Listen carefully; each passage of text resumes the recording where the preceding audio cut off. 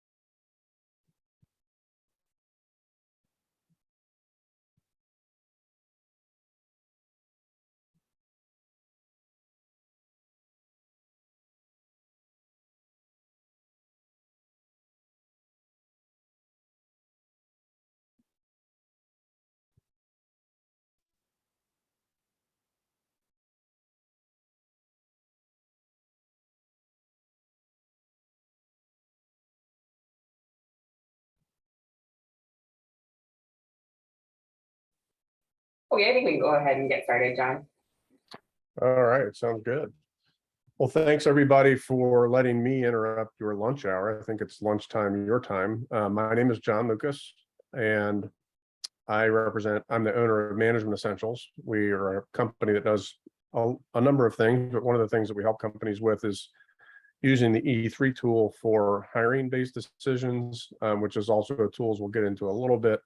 That's very effective at leadership development and team development and that sort of thing. I think you'll enjoy our little workshop today. It's going to be very hands-on. It's not death by PowerPoint, I promise. A couple of housekeeping things. If I would encourage everyone to ask questions as we go, as well as at the end. I have built-in time at the end so that there's plenty of time for Q&A. There normally is, so I hope that there is with you all. But again, if you have questions as we go through, please feel free to interrupt me. I will do my best to keep an eye on the chat window, but that's usually harder to do than it sounds. So please feel free to interrupt me or raise your hand or start a smoke fire or something like that, and I'll take your question as we go, because if you're asking it, there's probably some other folks that are thinking the same thing. So let's go ahead and dive in, and then we'll get onto the hands-on demo. So first, what is E3 and how is it used? So E3, as it's commonly called, is a behavioral assessment. We won't get overly scientific with you today, but it is, I think, good for you to know that it is a statistically valid and scientifically reliable instrument.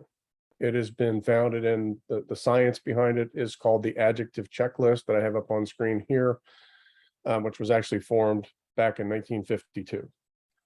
It's been in widespread use. The vast majority of the psychological community agree with its valid use for the types of assessments that Associated Eye Care Partners is using it for. And you can use it with confidence knowing that it's been around a while, it's been validated. The E3, specifically the tool that you're using, has been used in actual real world settings now for about 17 years and a little over 1 million different times. That's great, John, but what is it? So E3, our focus today together is going to be how it's used as a screening or hiring tool. I think that's the predominant way that Eye Care Group is using it today, and that's where we're going to focus most of our energy. It's particularly useful when used correctly for that, and an extreme time saver, and much better at helping you to add people to your teams in a more precise way. It's also highly effective at team and leadership development, which we'll touch on briefly as well. I mentioned a minute ago that it is a behavioral tool. Sometimes people call this a personality assessment. Again, we're not going to get overly scientific with you, but it's actually not a personality test. It's a behavioral assessment. The only reason I even mention that is, in effect, personality can't really be changed, but behavior can. So in a leadership development type scenario, if there are behaviors that are identified with the person in the workforce and or on his or her E3, those, many of them at least, not all of those behaviors are modifiable with different interventions. So this is a behavioral assessment. One of the other things, it's probably just briefly for you to know about me, is I've had experience with E3 now for about 7 or 8 years. My first exposure with it was with the company that I worked for before I started my own business. So I used it as a manager in hiring and firing decisions, leadership development for several years in a large 6,000 person organization. So I have firsthand experience using the tool before I sold the tool. And I'll kind of be relating some real world stories to you as we go through today. As a person who is a user of the tool as well, one of the things that, if you've not used the tool, you'll experience with it soon, is it's very simple to take. The average person takes on average around 10 minutes to do it. So it's very simple to do. And for you all, and for managers and leaders that are making the decisions on who to hire and who to promote and that sort of thing, even with no training at all, just with some basic navigation into your portal, which we'll get into here next, and just being able to click on certain things, it's engineered from the ground up to be very approachable and readable and consumable for leaders. Even with no training on E3, if you can just read the manager's report, you'll be able to tell quite a bit about the person you're evaluating. Excuse me. And before we jump in here too, I think we've all throughout our career have had experience on hiring, the quote, wrong person. From a hiring perspective, one of the things that, E3 strives to be, is the creator of it calls the eHarmony of business. What we want to do is to help eye care partners, from an applicant pool, pick the best candidate that's the best fit for a position. And because it's been used so many times in so many different industries, some very clear patterns start to emerge in which behaviors are success criteria for different industries and different positions. And as you'll see here in a second with this concept of benchmarks, we're able to get very precise on giving you all some information on who is the best fit out of that pool of applicants that you're evaluating. So I'm going to get rid of the PowerPoint there and get into the tool itself. Before we jump into the tool, any questions before I start? Okay. I'm going to assume, I believe that on this call, we have a mix of folks that have some experience with the tool, and some folks on the call maybe little or none. So I'm going to touch on a couple of basic things that might be review. This is your all's portal. if you haven't seen this, but when you type in your information, the applicant is taken to the assessment itself. I like to tell people that are taking this, it is an assessment, it's not a test. You cannot pass this, you cannot fail it. I do like to emphasize to people though, that it's best to take when you're of clear mind. So after an 18-hour workday or a big argument with a coworker, or after a happy hour, or when you're rushed, is really not the best time to take it. So I just tell people, pick a 15-minute window of your day when you can really be alone and focused on it, and just take it. And then the answers are spelled out, or excuse me, the instructions are spelled out here for you. But I like to emphasize to the applicant that all they need to do in that 10 or 15 minutes is focus on clicking on the words that describe how they are most of the time. And it's how they are, not how they want to be. So, for example, if I'm an introverted, non-social person that does not enjoy being around large groups of people, but I wish that I was, I should not click sociable. Okay. Once the person goes through, there are 300 adjectives that they go through. Once they go through and click it, the assessment is submitted at that point, and the test itself, or the assessment rather, comes into your management console, which I'm going to be showing out of demo. We're in actually my company's portal, showing actual live data we've been given permission to show you. If we need to, I also have your portal up here if there are any specific questions about previous applicants that have used your tool. I have that up as well, but we're going to predominantly be demoing out of my data, and we are going to be showing you real people with real situations, and they did give us permission to show this.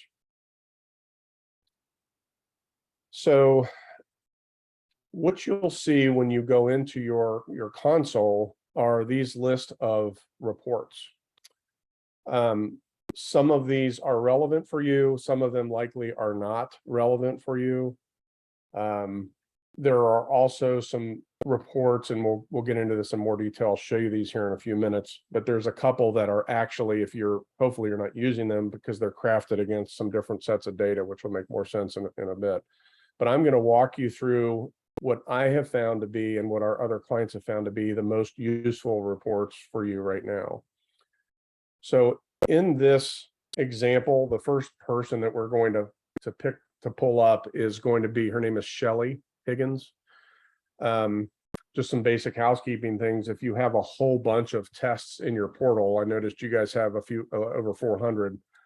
Right here in the top right corner, you can search on any of the criteria. So you can type in the person's name or the test number, like Mark Ginger is number 321. But in this case, we're just going to type Shelly. It's instantaneously returning to us anybody in the database that's named Shelly, and then we can select from that. In this case, Shelly Higgins is the person that we want to focus in on here. You'll notice that she's in there twice, once from December 9th of 2020, and once recently here last month in July. We're going to focus predominantly on her most recent test. Just a little bit of background. Shelly is a president, CEO of a pretty large manufacturing company in the Cincinnati area. The first thing actually that I like to do, and that I think most people find interesting, is Courtney, I believe, shared with you guys via email before, and we can certainly send it out again afterward. But what the E3 is doing is it's measuring 21 different behaviors. And then more importantly, how do those behaviors align to the position that you're trying to select this person for? So one of the things that we have sent out for you that I think you will find very useful is it's a very simple, written in very plain English, simple to understand explanation of what each of the 21 behaviors mean in plain English. We will refer to that a couple of times in this demo, but I would encourage you to keep that at the ready when you're analyzing somebody's assessment, because you'll find that that's useful when you get to something like this. and you're like, oh my gosh, what's END? Oh, okay, that's endurance. Well, what's that mean? So it's normal for you to forget that. And you can refer back to that PDF guide that I gave you as a reminder as needed on what these mean. But before we get into this, which is called the line chart, the first thing that I actually want to show you is right down here. If you look and see the word video, I think people find this very useful, and I'm assuming that some of the folks on the call have seen this before. So what the software does as soon as the person clicks submit is it picks out of those 21 behaviors the most prominent, i.e., differentiating characteristic or behavior out of all 21. That's not to say that it's necessarily the most important. They're all important in their own way. But this gives somebody, it's a great introduction into who Shelley is. And the software company that's made this has made it particularly useful for managers and leaders that are busy, that are in meetings a lot, have lots of emails to respond, to be able to consume highly precise information in short periods of time. And this video report, if you will, is a great example of that, which I'm actually going to play for the Shelley. She's rated as low change. Well, what's that mean? All we have to do is click video and hit play and listen.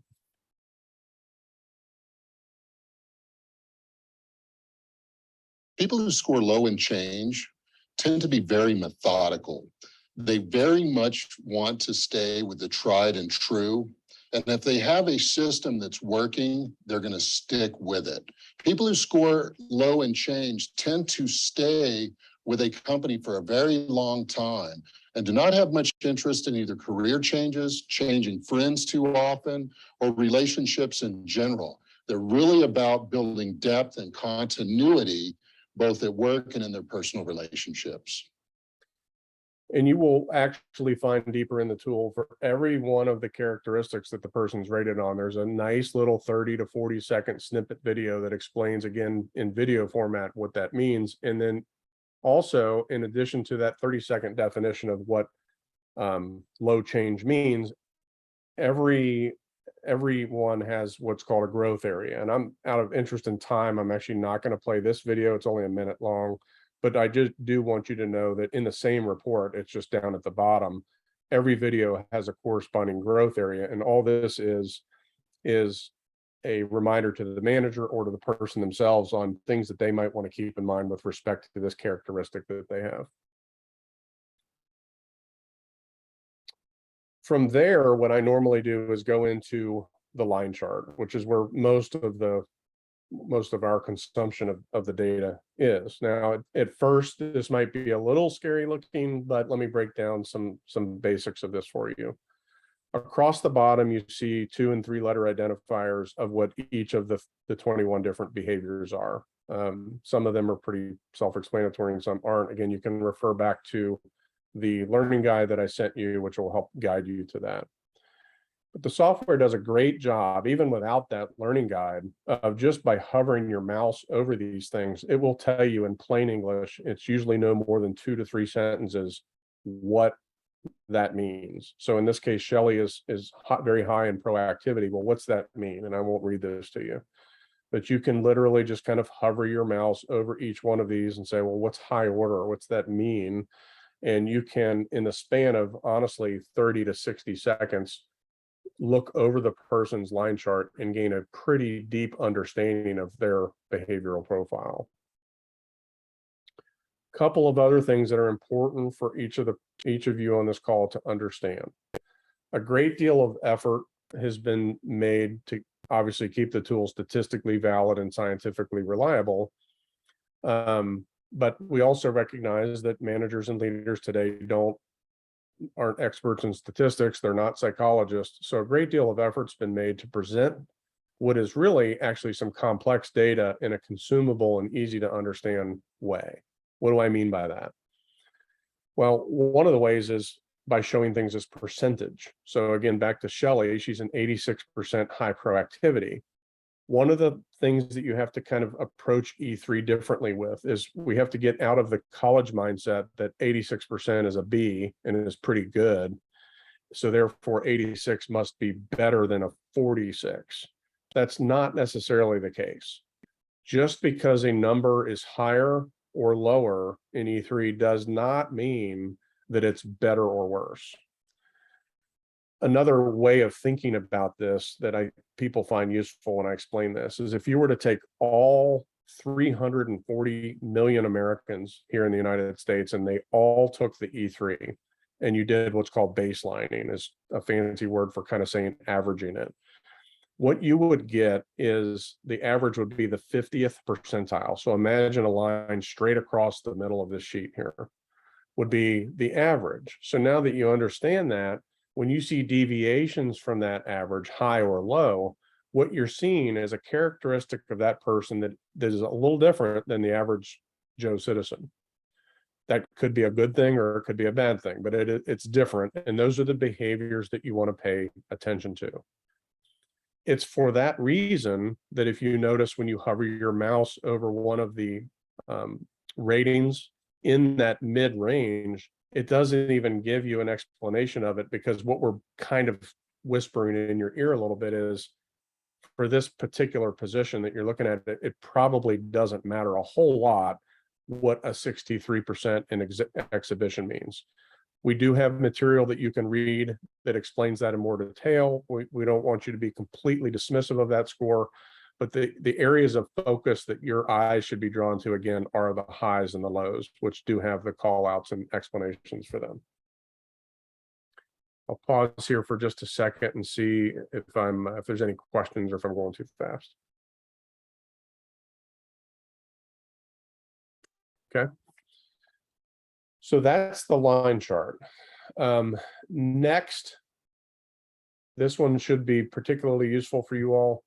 Is next in line is the manager's report. One of the things that I love about this is this thing is 1 page long. It's always 1 page long. It's never longer than that. Not to knock other assessment tools that are out there. There's some really good ones out there, but E3 is the only one I've ever seen that's been able to provide this much information in a 1 page or shorter format. So what I like about this is, you can spend 5-6 minutes max reading this manager's report about Shelley. And honestly, so let's say Shelley was coming in for an interview at, in an hour.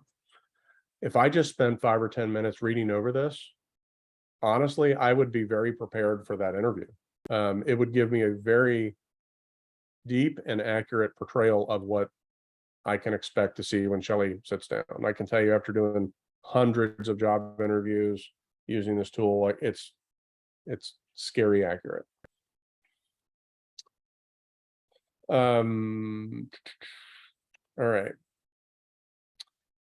Question for Courtney. This next thing, I think if you guys have seen it, you're already familiar with it. If you haven't seen it, this might be your favorite part of the demo. But question for Courtney, have you guys played around with the benchmarks at all, and like what I have up on the screen? Have you guys used this much? No, we've not. Okay, so pay attention to this, guys. This might be your favorite part, and for hiring type decisions, it's going to be your favorite part of this demo. So again, one of the benefits of this tool being around forever and north of 1 million tests across industries, across positions, is we have a ton of data, of valid data. And we can form some very precise, very accurate profiles of virtually any position in the United States. So what we've done, and we'll show you in demo here, these are the ones that we just show in demo, but understand we have dozens of benchmarks. These are just 12 or so. But in this hypothetical example, Shelley Higgins is applied to be a CEO with Eye Care Group. And we have 300 applicants. And Shelley's one of them. And we're trying to decide, would Shelley make a good CEO at the Eye Care Group? Well, honestly, I mean, not to dismiss the line chart, not to dismiss the video, not to dismiss the manager report. I would encourage you guys to always review those. But at the end of the day, here's the money shot. This is what you're most interested in. So just by clicking CEO there, what it's done is it's taken Shelley's data, which is indicated on this blue line that you see. And then on either side of that blue line, you see what we commonly call the river chart. it's pretty self-explanatory, but it's a range of values for all 21 behaviors on a scientifically validated normed population of CEOs in the United States on what the most desirable characteristics behavior-wise are for a CEO. You can probably guess where I'm going with this. This literally is a match chart. If this were a dating tool, this would be what you would use to decide if you're going on the date. This tells us, would Shelley make a good CEO or not? You know, obviously what you're looking for is as much parity or similarity in the river as possible. And I can tell you overall, this is a pretty good match. I can show you some examples of ones that aren't. But this one's pretty good. You know, where my eyes normally go is to the areas of deviation. Most notably is, you know, she's ranks very low in creativity, and the desired characteristic for a CEO is to be high in creativity. So that's an area that we would dive into a little deeper. We don't have time on this call to go into how you would do that, but that'd be the area that I would focus in on for all intensive purposes. Other than that, she's a near ideal CEO. For the numbers people too, you know, this is the actual, it shows you the low and high target and where she sits, if you want to see the data above expressed as numbers. Okay. Let's look at the same person, Shelley Higgins, but for a different role. Let's pick CFO. So hopefully you noticed a couple things there compared to the screen we were just looking at. The first thing that I pick up on is if you look across the bottom at those, what I keep referring to as the 21 behaviors, you'll notice that there's no longer 21. That's not a glitch in the software. What the software has done for us is it's smart enough to know that in the role of a CFO, not all 21 are that important. So it automatically takes out those that are statistically doesn't correlate to high performance in a role, and it just takes those out and then gives you the match score for Shelley as a match for CFO or not. I will tell you that another, let me show you somebody else's data here. This is another real world example actually in the same company. So Lee Cummings, they're a client of ours. We're working with them right now on a long-term engagement. Lee was hired to run product development for this company.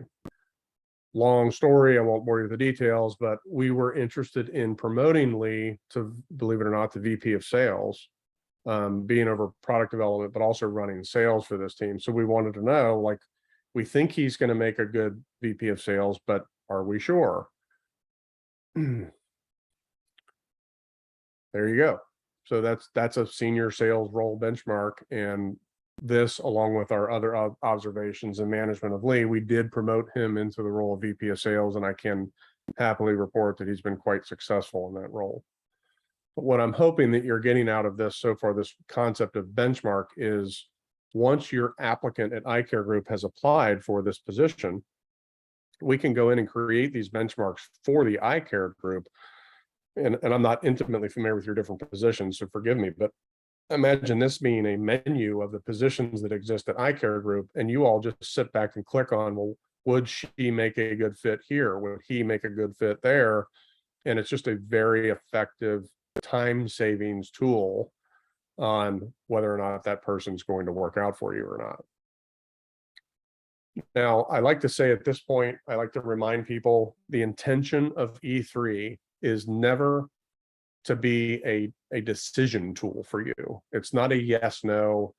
We're not trying to remove your instinct and intuition. Many of you as managers are probably quite seasoned as interviewers. No assessment tool in the world is perfect. We're not saying let E3 make your hiring decision for you and just become robotic about it. However, what you will find in practice is it takes even a seasoned interviewer to a whole different level of insight, and the precision and accuracy that you'll make your hiring decisions on if you allow E3 into the decisioning process will be transformative for you.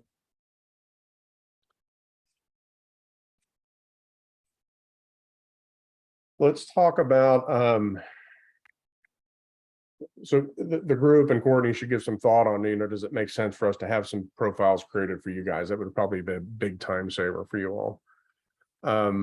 To illustrate another way of thinking about this benchmark concept for eye care group, I want to show you this. Now, I mentioned at the beginning, there are some reports in your console, that this is yours, that I basically want you to ignore. They're standard reports, but they're ranked against other benchmarks. So I'll use this as an example, this higher better report.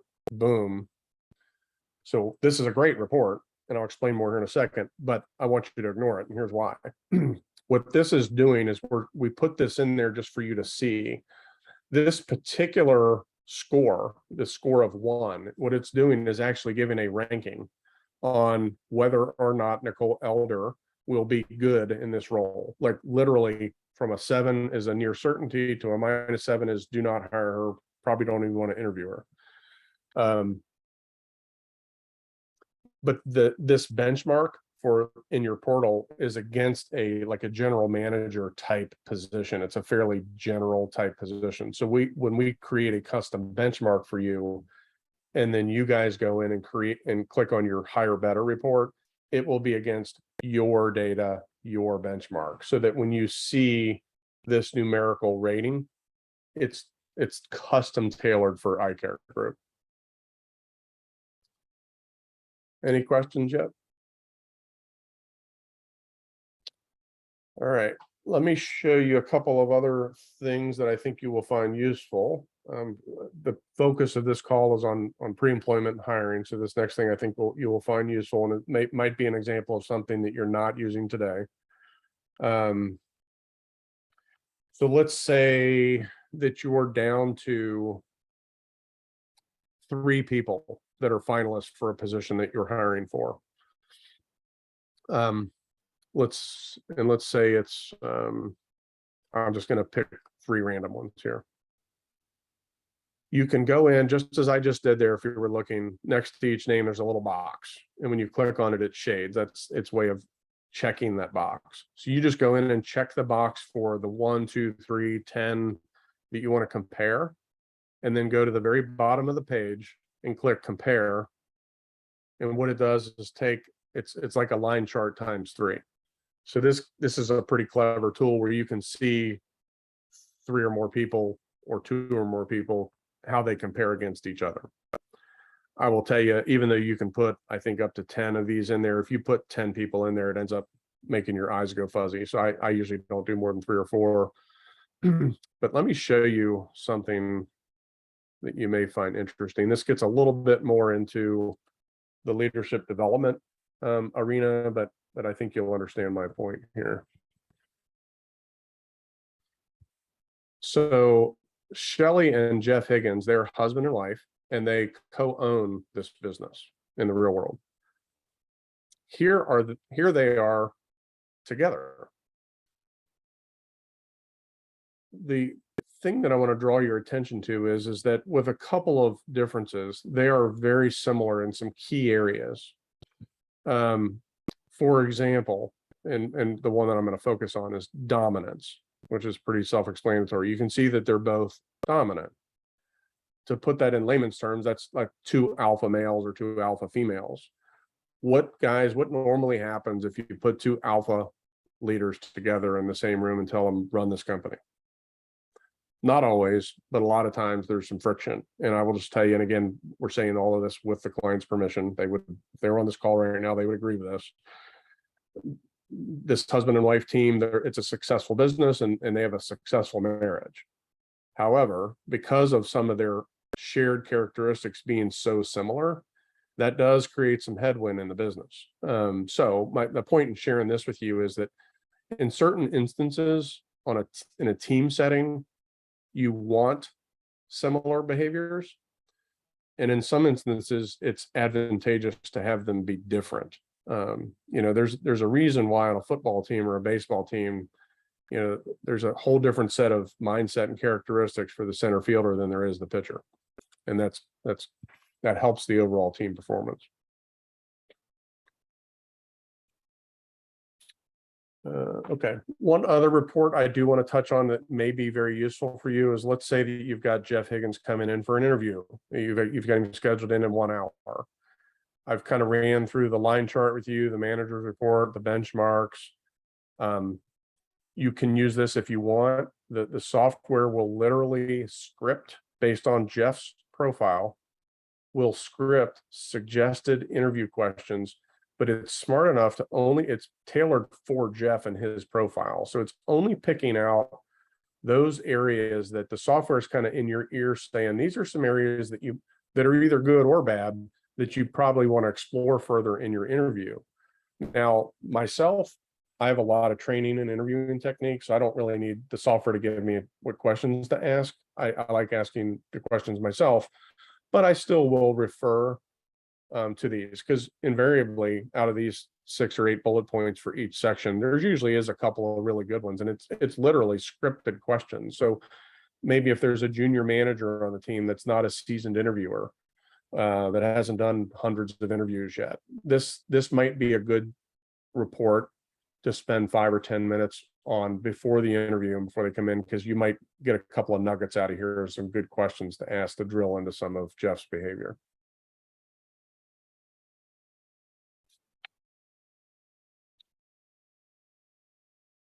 All right, I mentioned, again, this is all. Can I just ask a question? Sure. So I have some previous ones that I've done, and when I pull on the behavioral questions, I don't see any questions. I just see like it'll say 7% at low autonomy. It doesn't give those questions. Is that because they disappear, or is there, because these are people that have been hired already? Or are we not getting the questions? Because I think that's really interesting to get those. Yeah, am I safe? This is your data. Am I approved to click on one of your reports, or should I not do that? That's not up to me. I don't even know who that person is. So we might want to do that offline. There's one of 2 explanations for that. One, it's unlikely, but maybe there's some kind of a glitch in the software, and I would want to offline look into that for you to see. Okay. Maybe I some looked kind of at 2 different error. ones. I'm seeing the exact same thing. And honestly, I think that ability to see some suggested questions would be great. Okay. I tell you, there's nothing personal in the questions. I'm going to go ahead and, Courtney, is it okay if I do this? Yep, go ahead, that's fine. You said it's okay? Yes, go ahead. Ah, that's what you got? That's what I'm my saying. my guess, I'm glad you asked that, because my guess is this is not buggy software, but I think that's a bug. So I'm going to take that as homework. That should not be doing that. I will take that. I'm glad I asked. I almost didn't, but I'm glad you did, because you're missing functionality that you're paying for. So we will quickly get that fixed for you. I don't know what's going on, but we will look into it immediately. I'm glad you brought it up. And again, guys, more questions are the better. So if anybody's like, I'm not sure if I should ask this or not, like, please ask. Also, at the end of this, I'll put up the slide, but I would encourage you guys, I'll put up my name and my email address. I would encourage you guys, anytime you have questions, concerns, anything, feel free to reach out directly to me or through Courtney or however you're comfortable. Because, at the end of the day, what we want is this to be a force multiplier type tool for you. We want this to be one of your easy buttons that makes your job easier. So that's our entire reason for being partnered with you, is to do just that. So don't ever hesitate to reach out if we can help you in any way. One other thing I want to show you, and then we're just going to open it up. I wanted to save like 15 or so, 20 minutes for questions and discussion, but I want to show you, this is a little bit outside the hiring realm, but I thought it was worth sharing this. This Shelly Higgins that we've been using as our example, she recently took the test, and we're doing a lot of executive coaching with her and her team and all that. So she actually requested, she's like, I want to take the assessment again and see if the assessment picks up on any changes in me. So we had her take it again. and I'm sure you guys have seen this, but it tells you how long it takes the person to take it and how many items they checked. The software will flag somebody that clicks less than 30 items or takes it in less than, don't quote me on this, but less than like 4 minutes. It'll flag it. It'll still give the result, but it will give you a caution note on it that it's suspect. But anyway, so in this case, we're comparing two reports from the same person. And the thing that I'm going to highlight, I'm not going to bore you with all 21. This particular person, you'll see on her first test, she was a 97% on aggression. And we think, oh my gosh, that sounds horrible, John. Well, let's go in and see, first off, what's the definition of aggression? It's not as bad as you want. The desire to be assertive, stretch limits, test boundaries, be competitive, and push others to their limits of tolerance. Well, that's not all bad. I mean, we're talking about a CEO of a company here, right? So, you know, the person that, so if she's a 97 aggression, what would a 7% in aggression be? There's another word for that. I'm not going to use it, but it's not desirable characteristics for somebody that's in a senior leadership role, right? So again, the fact that she was so high in quote aggression, which sounds somewhat pejorative, is not all bad. That being said, a 97% on any of these scales is pretty high. So we've actually been working on her in a range of areas, and one of them is to have her tone it down a little bit. Well, here's her second test she took last month. She went from 97 to 69, which, and to be, without boring you with the world of executive coaching, we actually don't want her to go any lower than that. So we've been successful helping her through that, and that's made her a more effective leader. All right. All right, I'm going to pause there. There's lots of other stuff we can get into, but I, by design, didn't want to overwhelm you all. We are recording this, and Courtney will share out the link with you all that you can use for future reference. And also, I would encourage you guys, once you've digested this, if you want to do a follow-up session where we get into some more advanced concepts, I would be happy to do that with you all. So just let Courtney know, and we'll set that up. But I want to pause here and just encourage you guys to ask questions. Like, share with me, how's the tool working for you? What's working well? What have you struggled with? Is there something that you wanted to see today that I haven't covered yet? So what questions do we have?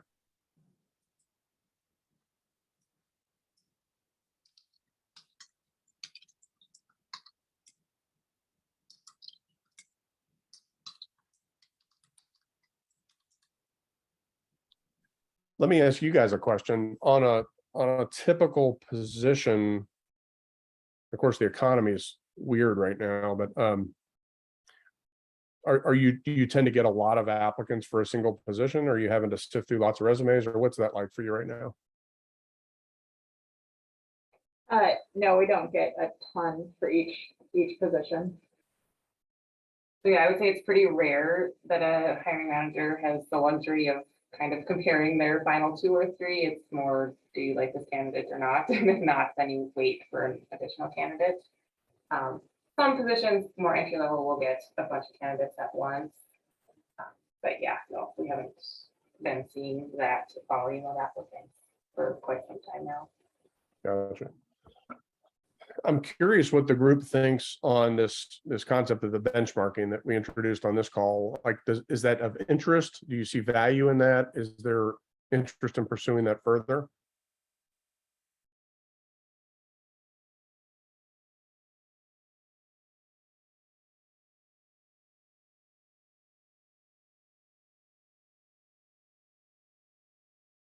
Courtney, what do you think? So just to make sure we're understanding, would we be kind of establishing our gold standard by picking what things we want to see more or less, or what would that process look like, I guess? Great question. So a couple different ways you could do that. And I meant to mention this. I'm glad you asked the question that way. So a couple different things. One, you all could provide us with what we normally take as like the position descriptions, the written job descriptions for the positions that you're interested in having benchmarked. And then we go and then create a truly custom benchmark for you. That's one way. The other way that we've used that's actually very effective, and you can do this right now, is we see this a lot like on sales teams, for example, where let's say there's 10 people on a sales team, and there's a vacant position for a new salesperson to join that 10-person sales team. A lot of times the manager or the leader or the CEO will come to us and say, hey, it's great, we've got our own benchmark, but you know what, here's what I really want. I want to hire more people like Sally, Jeff, and Bob. That Sally, Jeff, and Bob are the 3 people that clearly are exceeding expectations for us in a sales role. Can we just benchmark Sally, Jeff, and Bob? Well, absolutely. And here's how you do it. I'll do it right for you in front of you. So just like I did before, just go through and pick, 3 random people. And then all I did is selected the 3, I'm scanning down past the line chart, and right here where it says view benchmark chart data on this data, well, boom. So in this hypothetical scenario of Sally, Bob, and Jeff, whatever names I used, we just created a benchmark off of those 3 people. So now that we have this, we can compare the applicant's data to this.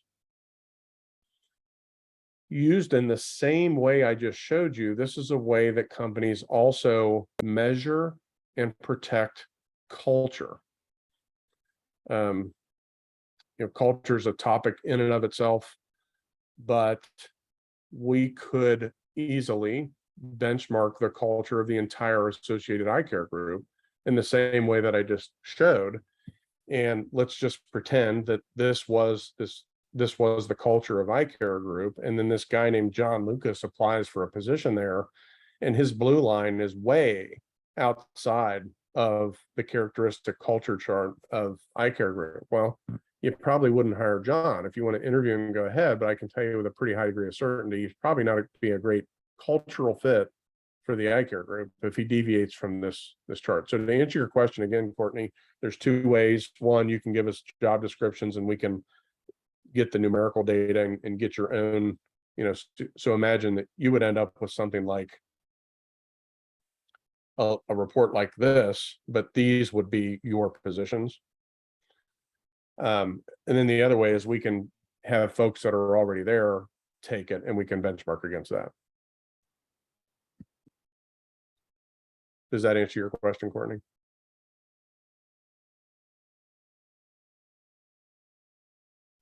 Yes, thank you. And yeah, I think that certainly could be a useful tool. And we could try it out with a couple of the positions that we hire more frequently for and kind of see how it goes from there. Yeah, I'd recommend that you guys explore that, because to be blunt, it's a huge time saver. I know you said that right now, at least, you're not getting a ton of applicants, but even if you only have 5 or 10 or 15 for one position, to be able to just click a button and have it pick the top candidates for you. Let me say this another way.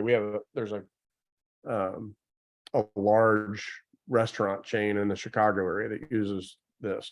So they're hiring lots of people all the time, even right now. And they might have 200 or 300 candidates for one or 2 positions. They've gotten to the point on this report where they literally don't look at anything else in E3. They don't look at the line chart. They don't look at the video, the manager's chart, the benchmarks. They have a custom report that so the applicant takes the E3 and they link it in through Indeed and all that. They take the E3 and they've got their software set up so that the only resumes that come to the hiring manager are those that score like a 5 and above. They literally don't even see the other ones. So it's not uncommon for out of 200 or 300 applicants, they'll get 5 or 8 resumes out of 300. And I don't have to tell you what a time saver that is.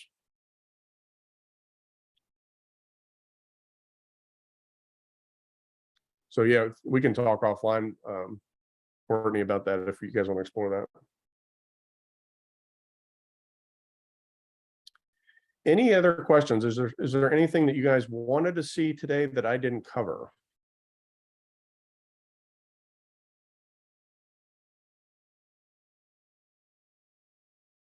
Okay. Courtney, we're good on time. Did you want to wrap up early, or was there, Courtney, was there anything else that you wanted to go over? I don't think so. I think that was a good intro, and just for everybody on the call, we talked about just if people think it would be useful, we could schedule a follow-up session with John to dive a little bit deeper into some more areas too. So let me know if you guys have any thoughts or feedback on next steps. I thought this was really helpful. Yeah, and I would encourage you all, get in there in your spare time, which I know you may not have any of that, but tinker around in there and click on stuff and ask questions, try to break it. And then if you stumble into a question, I've put my up on the screen, you guys can hopefully see this. This is my name and direct email address. You're never a bother to me. So if you guys are like, hey, I didn't quite understand this, how's this work? Or how have you used this in the past? Any of those kind of questions, I'm always accessible. I will, as soon as we hang up today, I'm going to get quickly, maybe as soon as today, a resolution and explanation on the apparent glitch with your interview question report. So I will get that remedied quickly for you. I just wanted to add one quick clarification too. Not everybody on the call has access to the full portal that John was showing. We in HR have access to that, but you guys are just sent the reports for your one specific candidate. So if you ever wanted to do any of the, 3-way comparison or something like that, let us know. We could certainly help with that. Yep. Yeah, I'm glad you pointed that out. I didn't think about that because, for a variety of reasons, you don't necessarily always push all the information out to everybody. Just another thing that we can, if this makes your world a little better and a little easier, we can do for you. Which reports go to whom is a customizable option in your software. For example, the way my testing portal for my company is currently set up is that anybody that goes in and takes it, as soon as they click submit, I get an email instantly, and it has in that email all it is 3 hyperlinks. One is to the line chart, one is to the manager's report, and one is to the video. That's it. So it'll say, Courtney took the test, here's her 3 reports. And I literally, all I have to do is open the email and click on the links, and I'm reading Courtney's data. That's customizable. For companies that are getting thousands, we have universities and stuff that are doing 100,000 tests a month. Like, you probably don't want your inbox to melt, but just know that we can, Courtney, if you want the video report to go to the hiring manager, for example, automatically, we can configure the software to do that. Or a lot of companies just have it all go to HR, and then HR disseminates what needs to be sent out. Just know that there's some automation there that we can do if that aids you.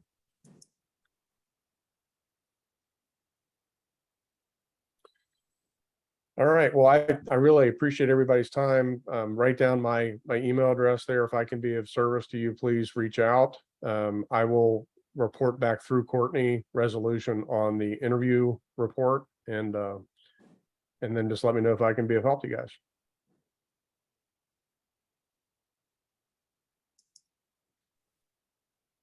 Thank you. Thank you very much. Thank you, everybody.